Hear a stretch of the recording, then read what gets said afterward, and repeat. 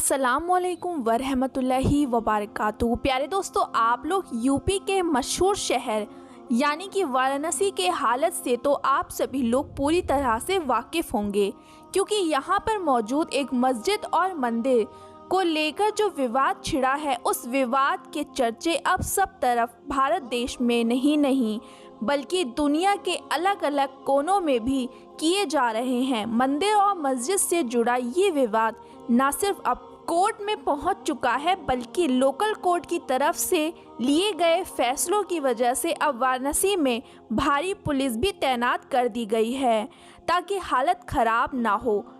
आपको बताते चलें कि इस पूरे मैटर पर अब इंडिया के साथ साथ दुनिया के दूसरे अलग अलग इलाकों में रहने वाले लोगों ने भी अपने विचार देना शुरू कर दिए हैं, मगर ज़्यादातर लोगों का सवाल अभी भी यही है कि वाराणसी में मौजूद मंदिर और मस्जिद का ये केस भी बिल्कुल उसी तरह से आगे बढ़ेगा कि जिस तरह से किसी दौर अयोध्या का बड़ा था, और क्या वाराणसी में मौजूद मस्जिद का भी वही हाल होगा कि जो अयोध्या में मौजूद बाबरी मस्जिद का हुआ था। क्योंकि दोस्तों, ये बात मैं अपनी तरफ से नहीं कह रही हूँ, बल्कि इस तरह के जो बयान आ रहे हैं हमारे देश के बड़े बड़े नेताओं की तरफ से, इवन असाउद्दीन ओवैसी की, जिनकी गिनती भारत देश में सबसे मशहूर नेताओं के साथ की जाती है, उन्होंने तो यहाँ तक कह डाला है कि हम पहले ही मस्जिद यानी बाबरी मस्जिद को धोखे से खो बैठे हैं, मगर अब हम एक और मस्जिद नहीं खोने देंगे। दरअसल दोस्तों, वाराणसी के जिस मंदिर और मस्जिद को लेकर विवाद चल रहा है, ये दोनों एक ही जगह पर मौजूद हैं, यानी इन दोनों की लोकेशन बिल्कुल बराबर है। तो अब हिंदू पक्ष के जो अदालत में अपनी अर्जी देकर पहुंचा है, उसका दावा है कि बराबर में जो मस्जिद मौजूद है कि जिसको ज्ञानवापी मस्जिद के नाम से जाना जाता है, ये मस्जिद भी किसी दौर में एक मंदिर ही हुआ करती थी, यानी इस जगह पर मंदिर हुआ करता था और ये मंदिर हद से ज़्यादा पुराना था। मगर फिर मुग़ल सल्तनत के सबसे ताकतवर बादशाह यानी औरंगज़ेब आलमगीर ने इस मंदिर को तुड़वाकर यहाँ पर मस्जिद बनवाई थी। तो अब कोर्ट जल्द से जल्द अपनी पूरी कार्रवाई करके ये मस्जिद की जगह भी हमारे हवाले कर दी। मगर दोस्तों, दूसरी तरफ मुस्लिम पक्ष के कुछ और ही कहना है। उनका मानना है कि यहाँ पर हमेशा से ही मस्जिद मौजूद हुआ करती थी, यहाँ पर तो कोई मंदिर हुआ ही नहीं करता था। फिलहाल दोस्तों, आज की इस वीडियो में हम इस पूरी मैटर को हिस्टोरिकली जानने की कोशिश करते हैं और जानते हैं कि क्या सच में इतिहास में यहाँ पर ऐसा कोई मंदिर हुआ करता था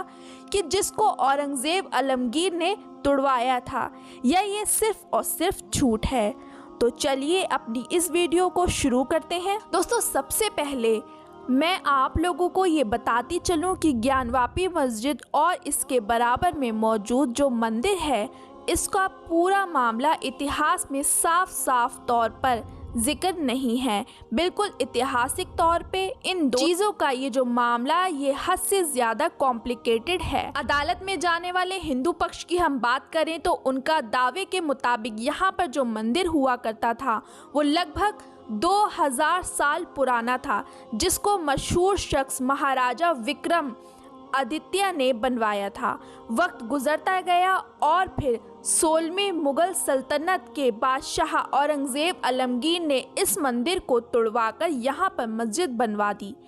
थी। जबकि बात करें यहाँ पर मुस्लिम पक्ष की, तो उनके मुताबिक यहाँ पर कोई मंदिर हुआ ही नहीं करता था और उनके मुताबिक मस्जिद का इतिहास भी हद से ज़्यादा पुराना है। मुस्लिम पक्ष के मुताबिक यहाँ पर मस्जिद औरंगज़ेब आलमगीर से भी पहले से मौजूद थी और इस मस्जिद को मुग़ल सल्तनत के ही एक मशहूर बादशाह यानी अकबर के ऑर्डर पर बनवाया गया था। इतना ही नहीं, मुस्लिम पक्ष का तो ये भी कहना है कि वो एविडेंस भी दिखा सकते हैं। इनके मुताबिक इनके पास इससे रिलेटेड रेवेन्यू रिसीप्ट भी मौजूद है, यानी जो इस पर खर्चा हुआ था। और जिस तरह इस पूरे स्ट्रक्चर को बनाया गया था, इसकी बहुत सारी चीज़ें उन लोगों के पास मौजूद हैं, मगर जिस तरह के भी एविडेंस इन लोगों के पास मौजूद है उसको अदालत ने कबूल करने से इनकार कर दिया है। हालांकि दोस्तों, जैसा कि मैंने आपको शुरू में बताया कि ऐतिहासिक तौर पर ये मामला और भी ज़्यादा कॉम्प्लिकेटेड है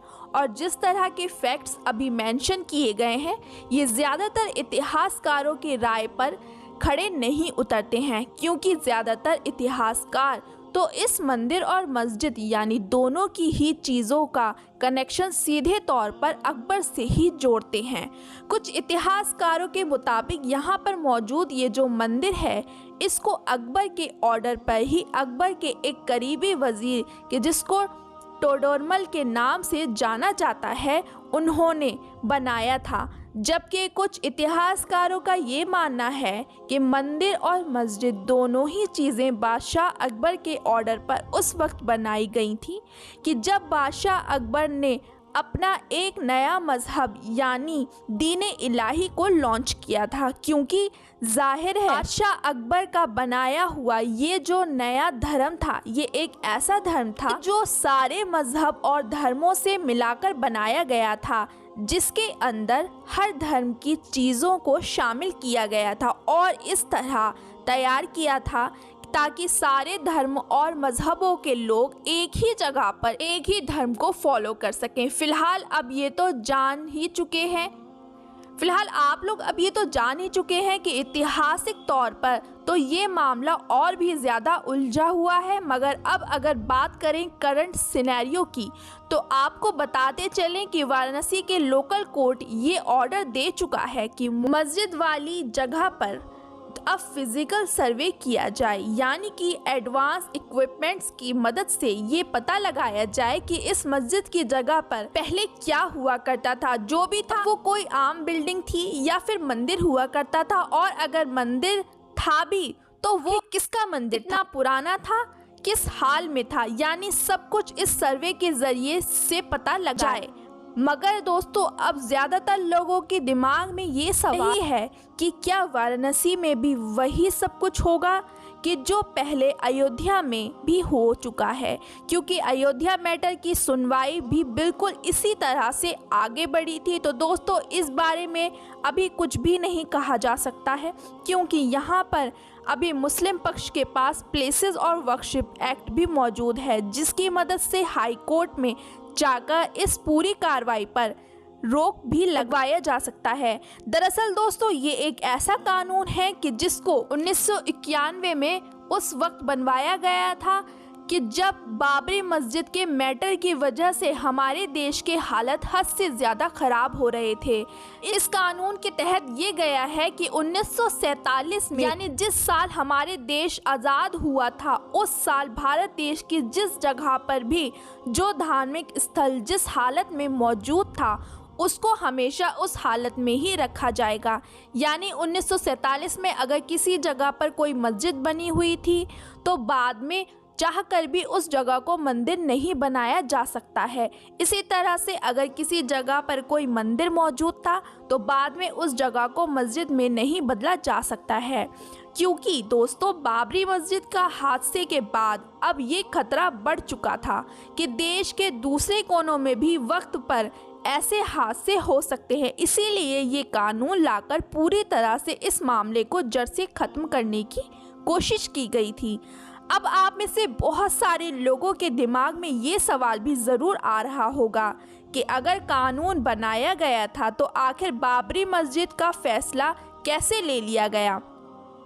तो मैं आपको बता दूं कि बाबरी मस्जिद को इस कानून से अलग रखा गया था। उसकी वजह ये थी कि बाबरी मस्जिद और राम मंदिर का मैटर कोई नया नहीं था, बल्कि ये तो 1947 यानी बहुत पहले अंग्रेज़ों के दौर से ही अदालत में था। आप में से बहुत कम ही लोग जानते होंगे कि वाराणसी ज्ञानवापी मस्जिद का ये मुद्दा भी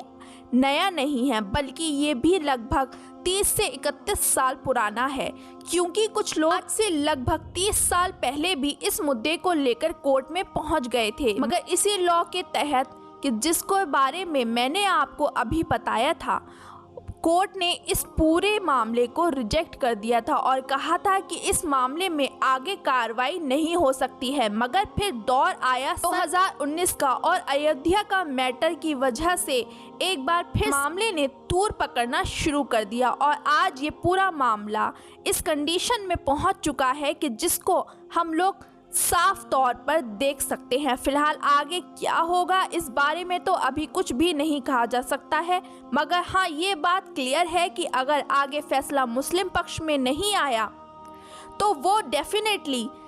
इसी लॉ की मदद से हाई कोर्ट में इस पूरी कार्रवाई पर स्टे लगाने की कोशिश करेंगे। मगर मुस्लिम पक्ष के लिए एक खतरनाक बात ये भी है कि हो सकता है आने वाले दिनों में 1991 में बनाया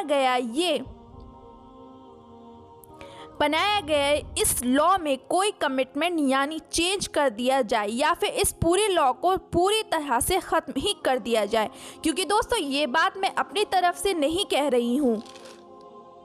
बल्कि इस तरह की चीज़ें कई बार कई बीजेपी नेताओं की तरफ से उठाई जा चुकी हैं। कई बीजेपी नेता वक्त पर